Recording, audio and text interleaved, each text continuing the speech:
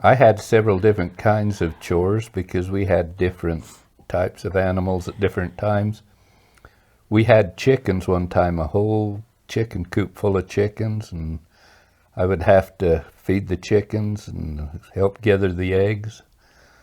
And that was only part of it. Then we had to bring them because my dad sold the eggs. So we had to sand the eggs and clean them all and put them in boxes and get them ready to sell. How did you sand the eggs? What did you do? Put them in sand? No, we had sandpaper, and we would sand them with sandpaper. And then one day we got excited because my dad had brought home a little machine that he had bought that had a tray, and it had brushes inside and a motor that turned those brushes. And we could put the eggs on a tray, and they would go down the tray and then in, and they'd go down along the brush and roll around and come out the other side and on another tray. And then we had would, it made. We thought we had it made when we had that machine. We always had a milk cow, so I had to milk a cow twice a day and feed the cow. And we had pigs, so we had to feed the pigs. And in the house, we did have to do the dishes once a week, and each of us, and vacuum the floor. I had to vacuum the floor. I remember vacuuming a lot. But those were the main things that I had to do. Oh, my chores were feeding my cat and my horse, taking care of him, and dusting. And I did not like to dust. When I got older, I did all of the ironing because Mother was teaching school, and then she took summer school a lot of times. And so I did the ironing. And she got this iron that is more like a commercial iron. And we had it set up there in the dining room, and it was long. And you would lift it up and put it down, and it would press, like the pants and the sheets and the pillowcases. And man, if I didn't have fun doing that, I thought that was so fun. But I think that was, I don't remember doing too many dishes. We just knew we did, and knew that was just what you did. I mean, you worked, it had to be done. And I'm not saying that we didn't wish, maybe we didn't have to. I remember as I got to be a teenager, and we raised potatoes, and we'd put those potatoes in the potato cellar down there, and every Saturday throughout the winter in school, when I was in school, we'd have to go down every Saturday and sort potatoes. And my dad worked with another farmer, George Crawford, and so his boys would go, and we would go, and we'd have to sort potatoes all day down there every Saturday. And I remember some of my friends up here that didn't have to do anything. Their dads did other things. And I thought, man, it would be nice if I didn't have to come down here. But I remember they would reward us too, so that was good. Instead of taking a lunch, there was a cafe down the road 2 or 3 miles called the Crossroads Cafe. And so they would take us down there and let us have a hamburger and French fries for dinner. And and we loved to do that. And so that made it so it wasn't quite so bad, where they could have made us just take a lunch or something, but we didn't complain about it because we loved to do that. But I remember one time we went down to eat, and I said, I'll have a cheeseburger and French fries. No, they said, I said, I'll have a hamburger and French fries. They said, oh, we're sorry, we're out of hamburger today. We just don't have any hamburgers. And I said, okay, I'll have a cheeseburger then and French fries. I didn't know the difference at the time, but they all teed and convinced me that if they didn't have a hamburger, I couldn't have a cheeseburger either. When school let out, the day school let out, we would move down to the farm because we had a house down there. And we would live down there all summer, and the day before school started in the fall, we'd move back up here to Enterprise. We would come up on Sundays, every Sunday, to church and spend Sunday up here and then go back to the farm at night, all through the summer. And, but we'd spend all the rest of the summer down there working. We'd look forward to the 4th and 24th of July, 2 days that we got off during the summer, and we'd come up here to Enterprise where they had the celebrations and get to celebrate. But never remember my dad being able to be here because he had to stay in the farm, but he let us kids come up and celebrate those days up here. Yes, we learned to work, but we were rewarded for working. At least my dad was, as I think back about it, how kind he was and how considerate he was. Both, I guess, all of us boys, because he made us work so much and so hard and everything. I guess I said make. We just did it because that's what we had to do and we knew it. But he got us all an automobile, a car, before we was ever out of high school. And I remember the day that bought mine. It was in the fall, and we were down at the sorting shed, and I remember a salesman that brought it up and looked at it, and my dad says, "What do you think? Do you want that?" And I remember saying, "Yes, I'd really take anything he would give." There's a red car too. It wasn't to start with. Oh, was it? Oh, okay. It was blue and white, but it was really? painted red. Okay, maybe But that was it. It was blue and white, and then we had it painted red, and so I had it the rest of my time through high school. I think most of the discipline that I got, I don't remember getting spanked very much, once in a while maybe, but as a little older, never got any of that, but it was talking to or grounded, have to stay home or go to my room or something like that. Grandpa always used to spank me, and that was pretty often, because Uncle Larry would get me so mad that I would slam the door, and I knew, when that door slammed and Dad was around, he would say, "Okay, Colleen." He'd take me over his knee and just spank my bottom hard. It didn't cure me though. That's one thing I've always done, is slam the door or something if I get mad. But she hasn't quit yet either. That's what I said. It didn't do me any good to get spanked. But anyway, that was his big thing, was spanking. And my mother would always say, "I hope you have a little girl just like you." So anyway, they were really good. With discipline, they'd kind of talk to you after and make you feel a little bit better because you'd done wrong. So anyway, that was the big thing.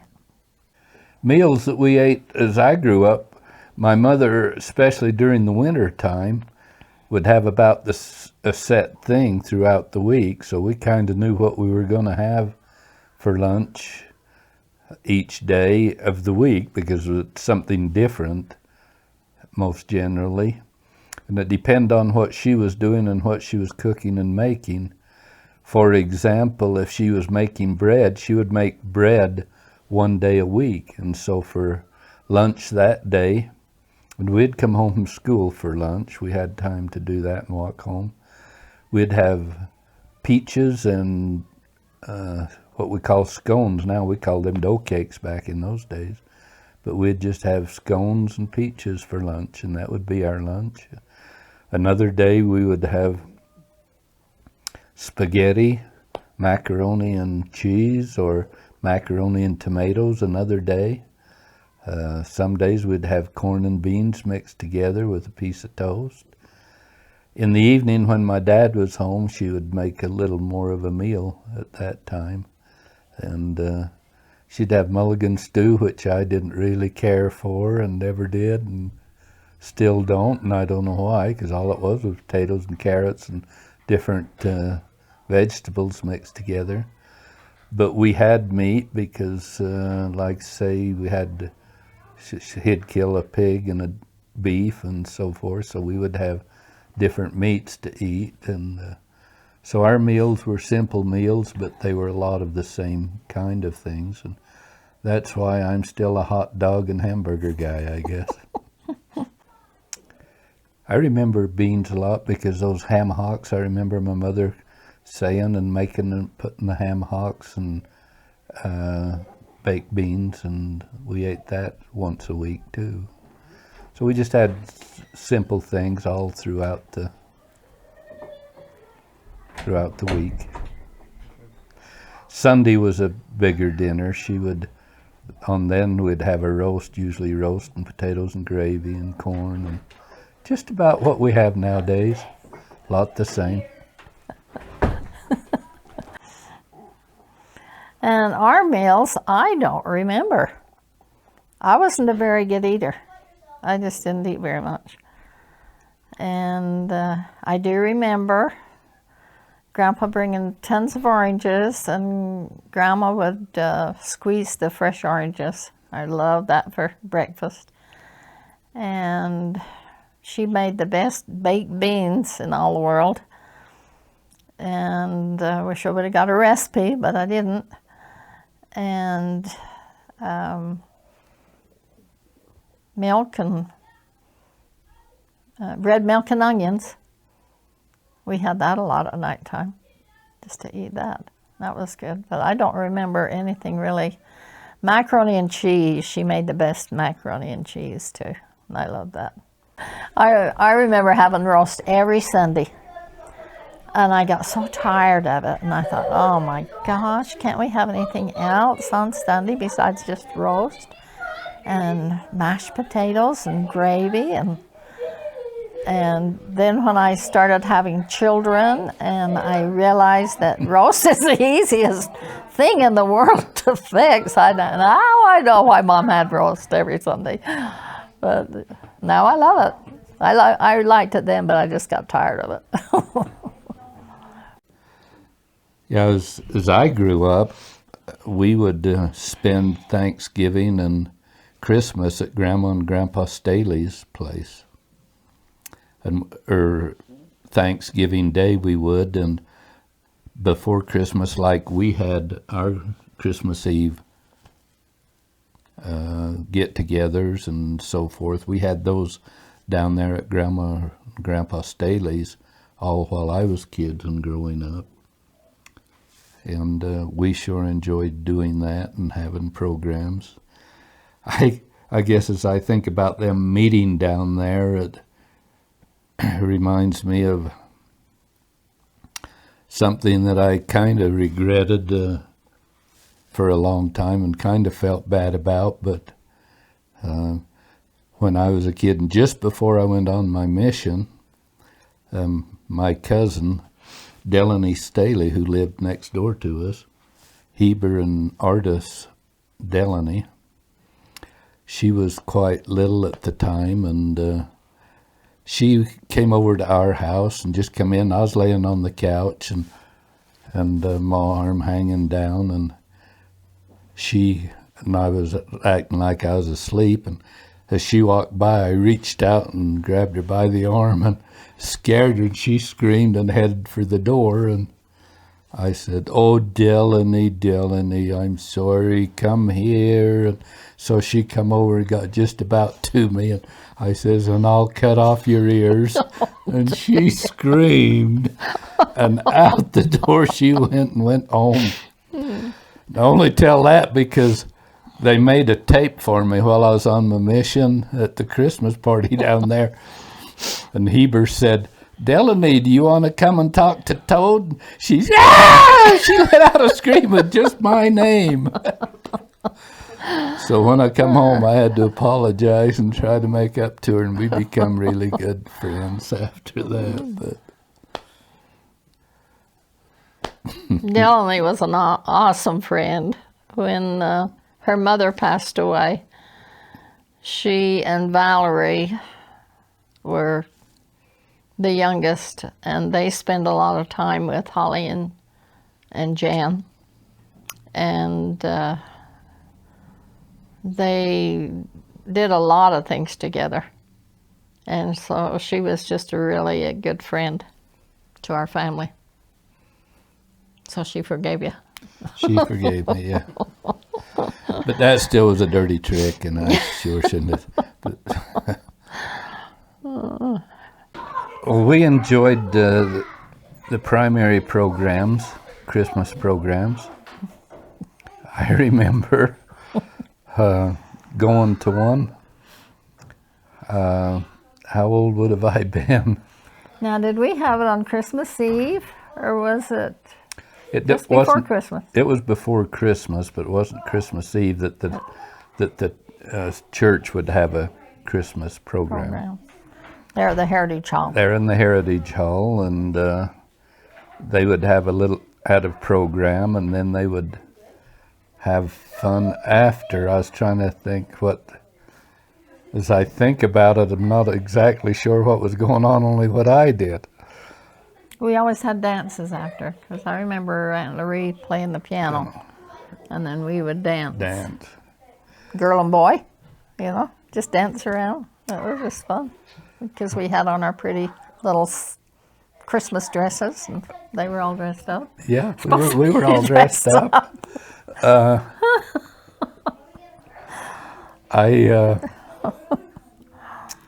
Yes, we were all dressed up. This night, and I don't know why, but I know my dad had killed a pig, and they was having to cut and wrap it that night, so they weren't able to go to the program. And so I went in and asked my mother what I should wear, and she said, "Oh, go in and find something and wear it." And so I went in and got an old pair of bib overalls that back in those days, people didn't have much money, and you made things do. And where we played outside a lot, our knees would wear out a lot, and our mothers would cut out the knees and patch another knee patch over there. And so my mother had cut out a pair of pants and they had big holes in the knees where she had cut them out evenly to patch. And I took a pair of them in to her and said, "Shall I wear these?" And she said, "Yeah." Meaning, don't be silly, you crazy. And that was all she said. So I turned around, went in, put them on, and went. Went down there, and I stood up and sang with everything with those pants on. My grandmother and grandfather Staley was there, and after it was over, I remember running around and them catching me and saying, "Lavon, don't you think you better go home?" No. Does your mother know you're wearing these or hearing these? Yeah. What did she say? She said I could. She said that. They was embarrassed to death. And when I went home and walked in and my mother saw me, she started crying. She said, "Oh, no, you didn't really go like that, did you?" I said, "Yeah, you said I go." Never lived that down, and my poor grandmother and grandfather still embarrassed them to death. We had our cousins come, Aunt Marva and her family. That was Grandma Terry's sister. She had Aunt Marva, and then she had Aunt Della that lived here. But Aunt Marva would come down every summer, and we would load up the big truck that that Dad took to California with bedding and with food and everything, and then we could ride on top of it, all of us young kids, and we would go out to Pine Valley, and we'd go camping for a week, and that was the most fun. Grandpa Adair was always up early and had a big fire going, so it was nice and toasty warm when we got up there.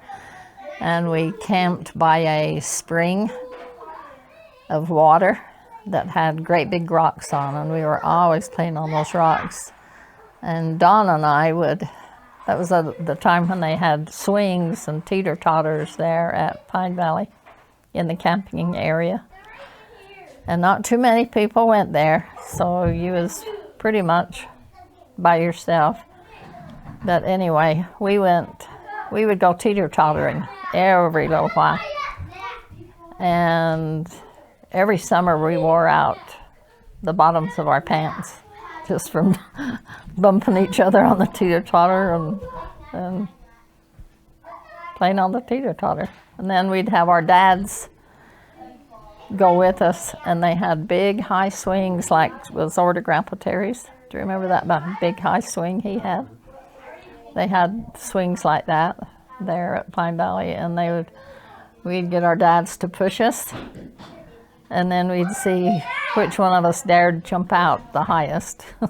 Anyway. And land the furthest out. Land way over. But anyway, it was fun. I don't remember having any real personal hobbies, but I just remember all through those years of enjoying going out and playing baseball with all the neighborhood kids, and we'd play out on the street. There wasn't too much traffic then, but we would move off when a car would come, but we just played right on the street and all the way down the street. I guess the closest thing maybe to a hobby is I like to read books. So there was a series of books called The Hardy Boys, and they was kind of mystery books, but they were written for youth, and these Hardy Boys were the detectives, and there was a series of nearly 30, I think, and I remember enjoying getting one and reading it and then getting another one to read, and I enjoyed doing that. Just play games with the kids, play jacks. I played a lot of jacks. Jump rope, love to jump rope. We had basketball out in the dirt between us and Seth Jones, and used to go out there and throw baskets all the time with Larry, or else just me alone. And then we had an old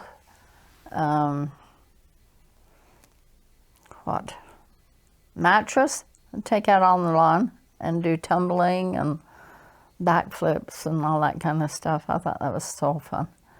But I love to draw, and so I did a lot of drawing pictures and painting and with crayons, and then I got some paints, some oil paints, and started doing a little bit of oil painting. But Grandma would always have me put a picture on the big window at Christmas time, and that was done with just the wash-off paints.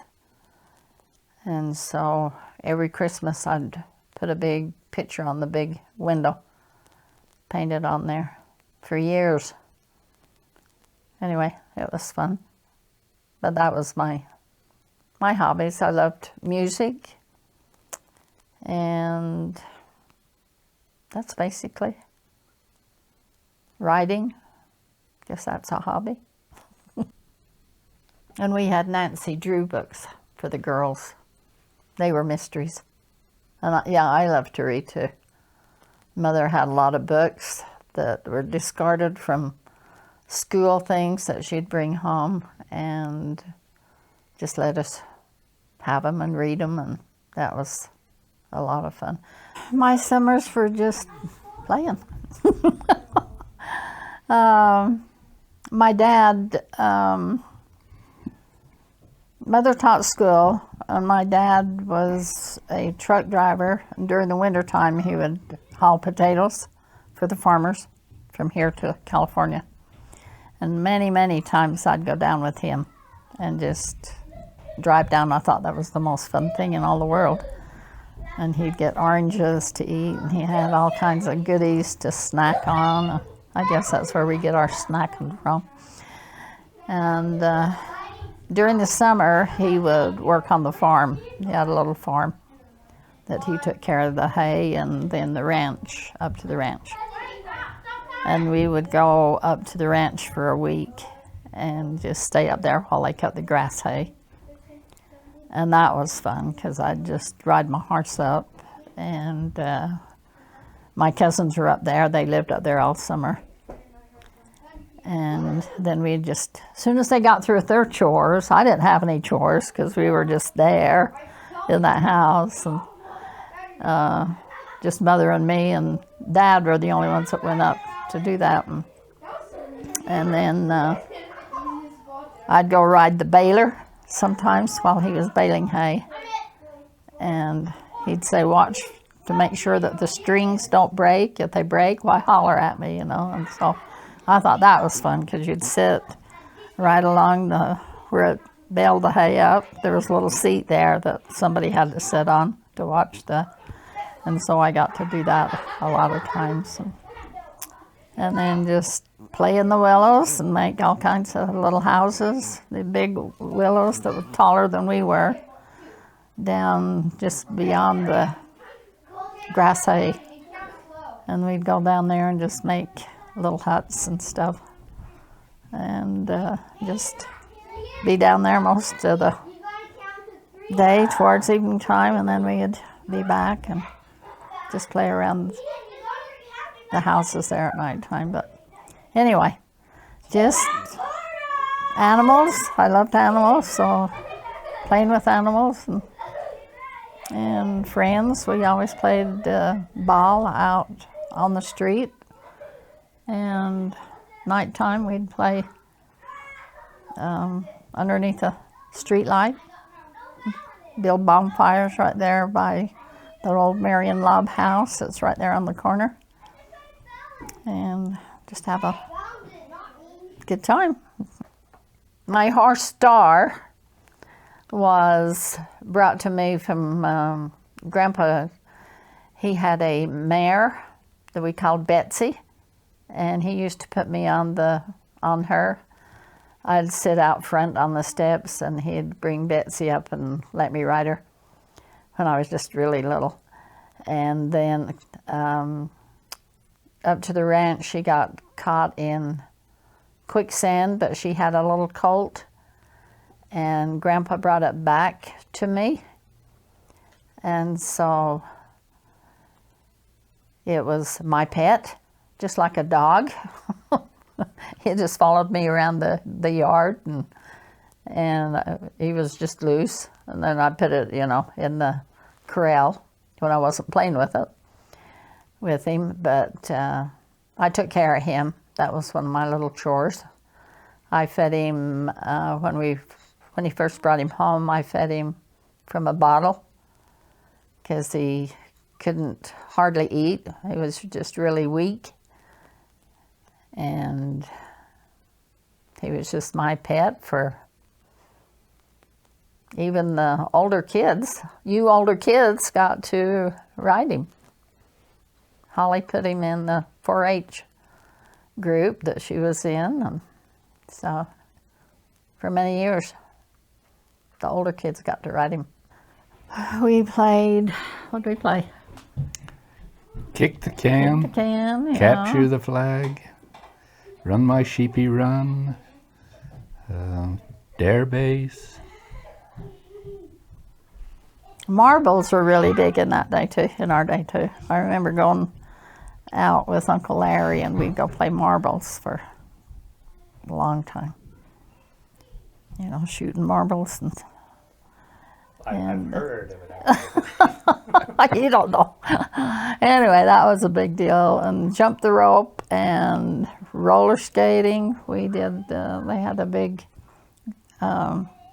cement thing up where the elementary is now. The high school was there. And there was a big Tennis court. Tennis court. And it had a stage also, so they must have had outside. We don't remember of seeing much there go on. But we did go up and roller skate a lot. And that was fun because it was a great big area. So we did a lot of roller skating.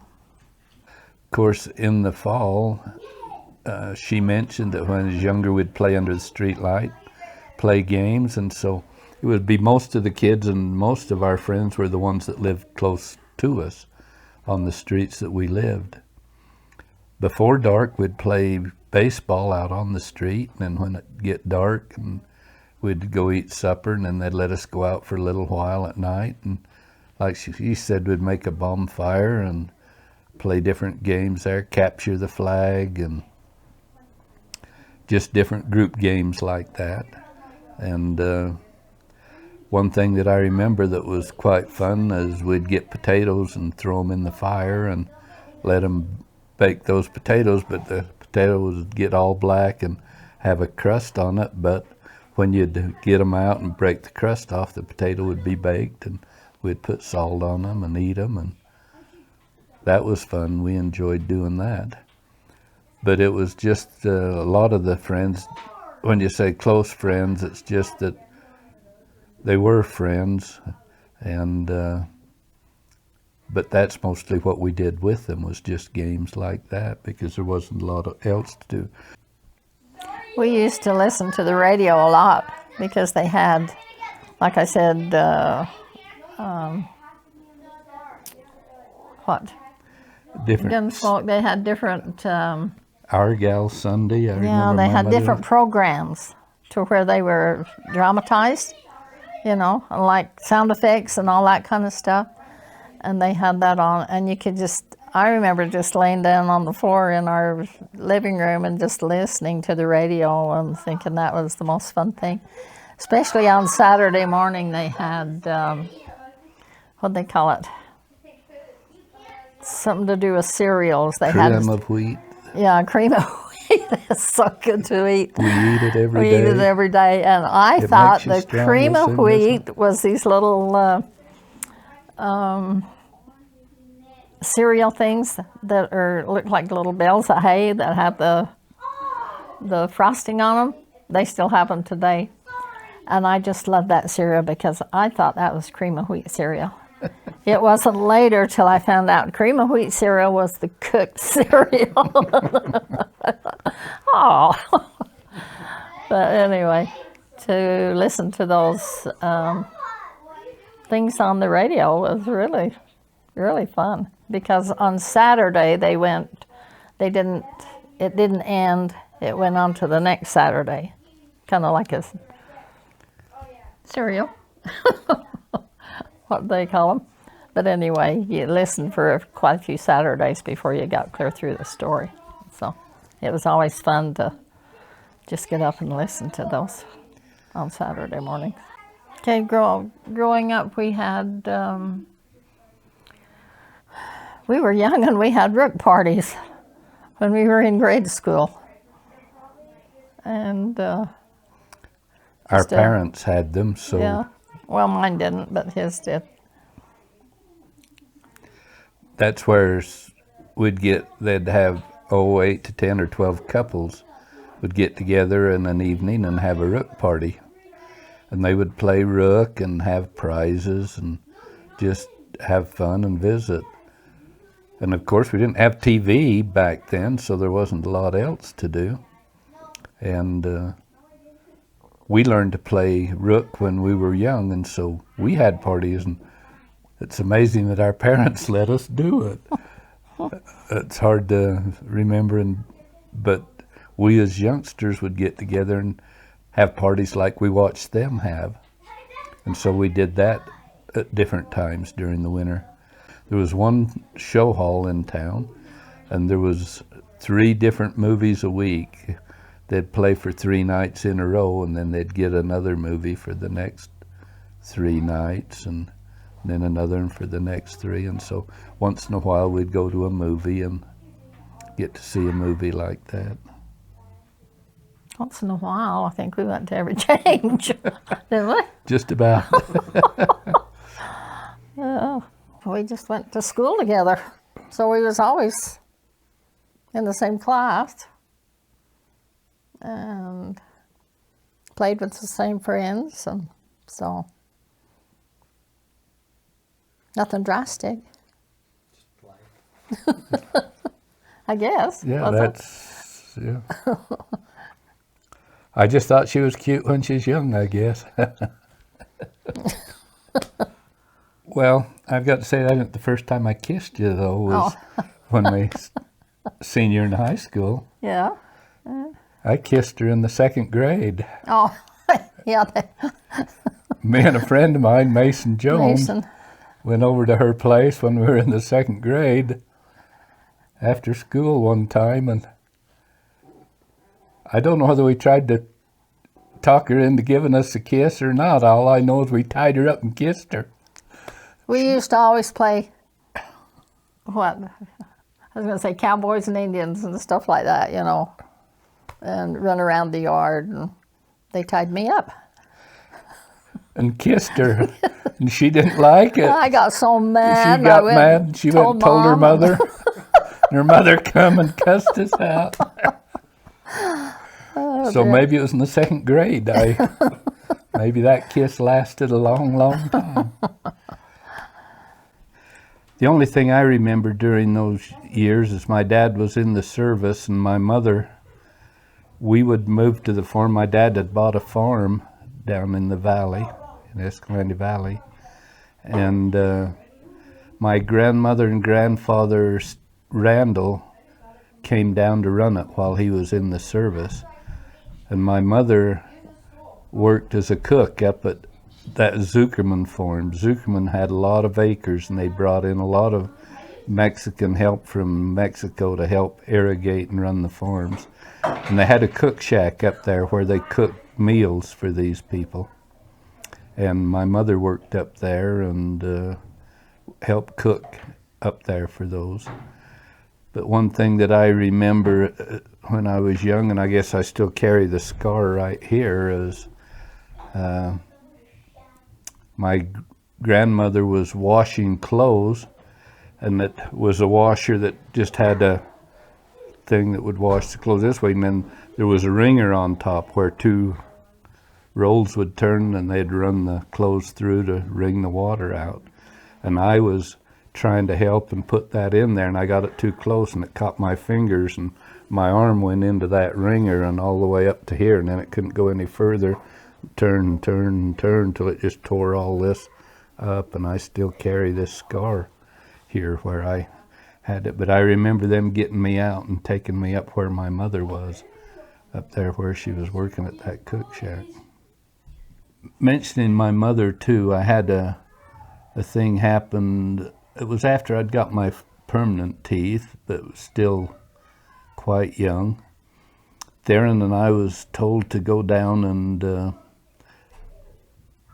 roll some bales. My dad had baled hay, and we were to go to roll bales into a line to pick up to load.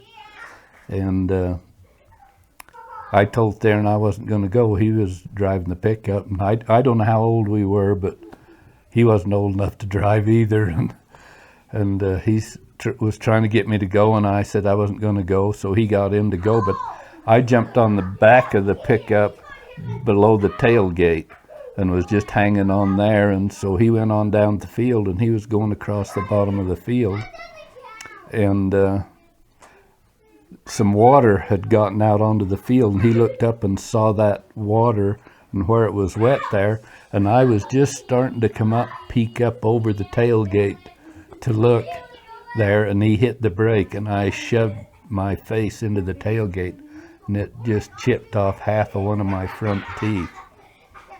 And I thought, well, it hurt a little, you know, but I thought it was kind of funny. But when I went home and my mother saw it, she just started crying. She says, you just don't know what you've done. You don't realize what you've done and what you're going to go through. And I lived to learn to see what I went through for the many times that they had to take that root out of that tooth and cap it and how many caps I've had to have throughout my growing up years and even to this day. But I remember them having to take me even to Salt Lake to have some of the work done on that tooth. And I remember that with my mother, how concerned she was about that. I had an experience when I was younger, a tragic experience that maybe I ought to relate to you. When I was about 12 or 13 years old, it was in the fall of the year, and I had a little sister named Delcine. She was about 3 years old. And one day my mother told us that she was going to Cedar to the dentist, and my dad would be down on the desert to the farm, and that I was to come home after school, and Delcine and would be at our uncle Willard Emmering Humphreys's home. And I was to pick her up and bring her home and tend her and my other little brothers until they got home.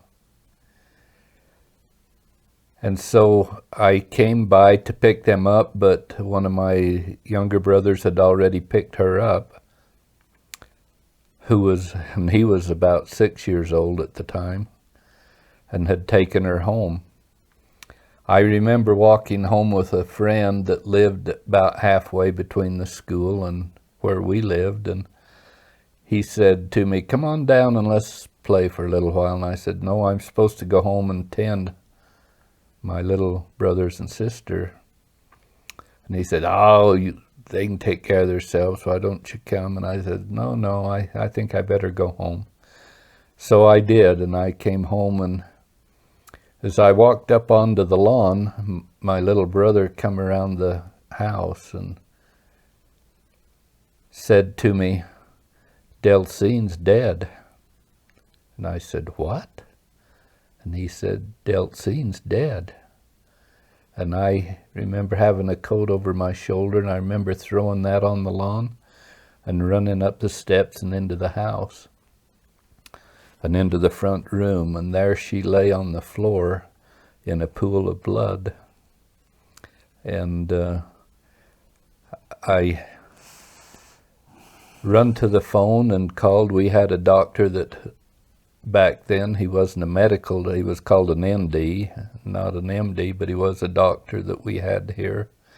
And he was actually lived next door to us. And I called down to the little clinic and told him he needed to come quick, and he said, "What's wrong?" And I said, "My sister's been hurt and I don't know why, but you need to come quick." And then I went over, and there was a .30-30 rifle laying there on the floor. And I picked it up, and I flipped out an empty shell and then 2 more live ones out of that gun. And I could see then what had happened.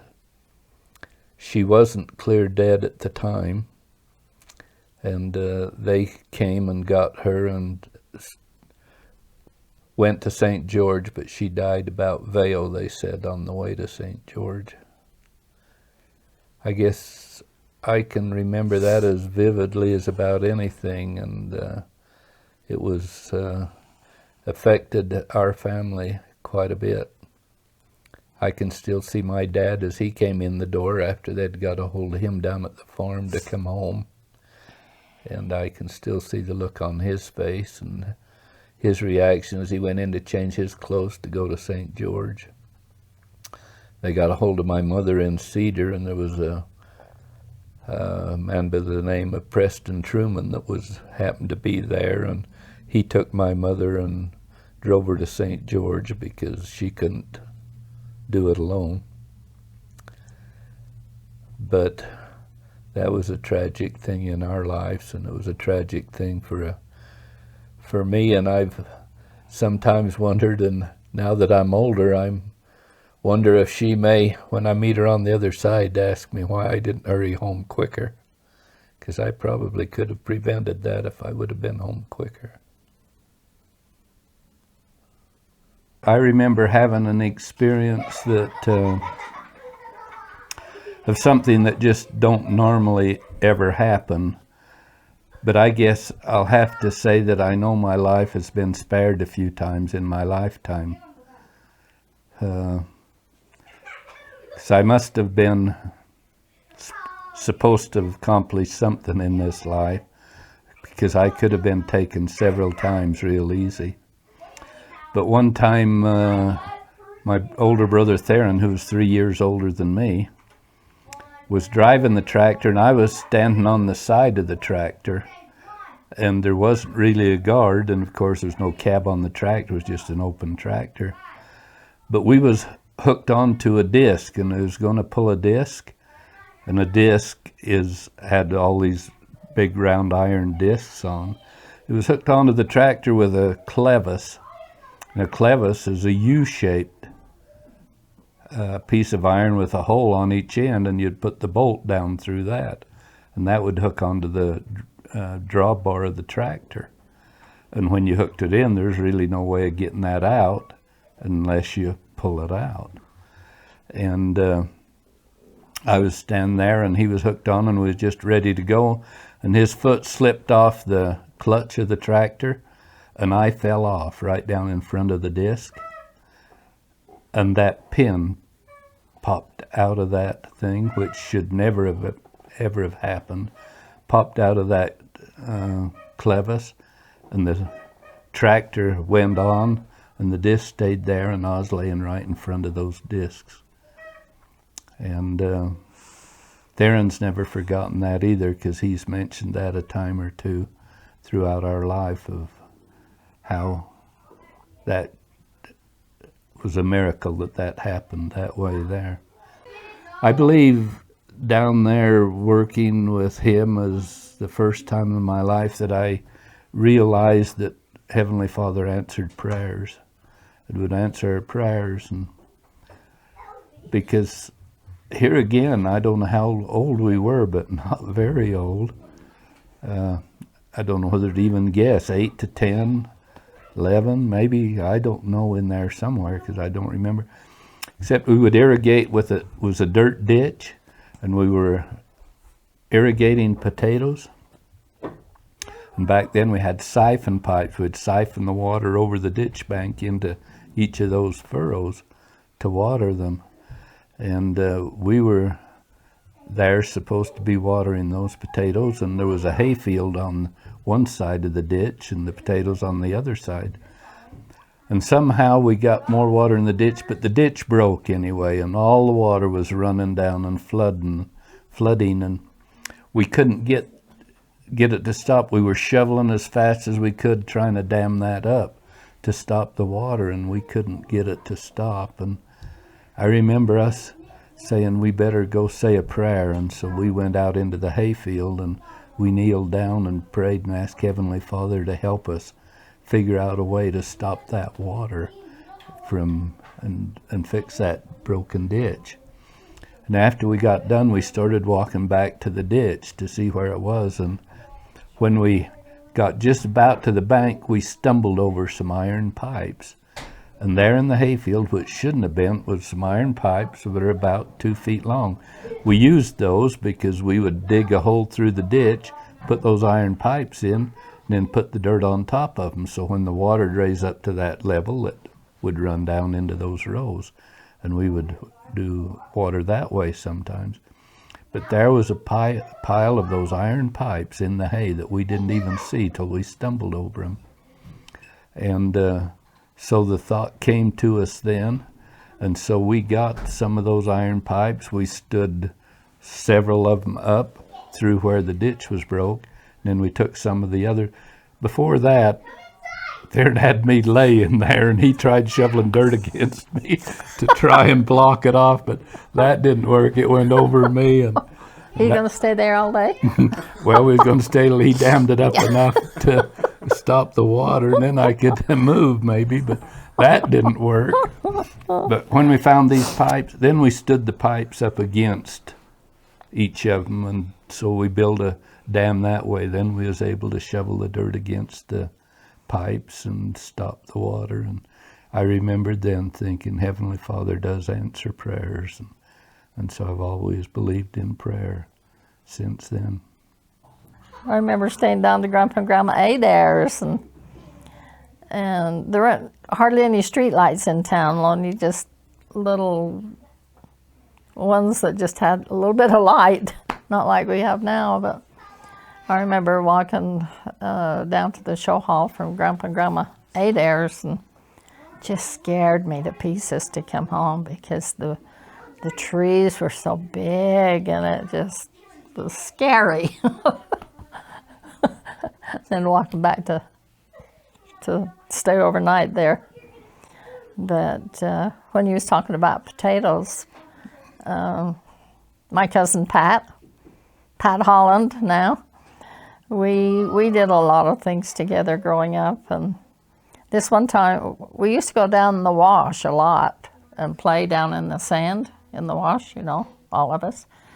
And I'd ride horses down there a lot because it was so fun to get him galloping because it was really slow, you know, kind of like slow motion. It was easy to ride him. But anyway, this one day, we had decided to go down in the wash and go kick us some potatoes.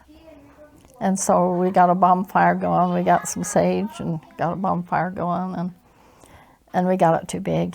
I mean, it was getting out of control and we were scared. And I remember that we knelt down and prayed that all we could see was just that whole area going up, and we would burn down Enterprise. You know, it just scared us. And so we prayed, and then we started throwing on the sand. And we finally got it out. We didn't tell anybody. We had to go to a thing that night. And so we just went home and had a bath and got cleaned up and went.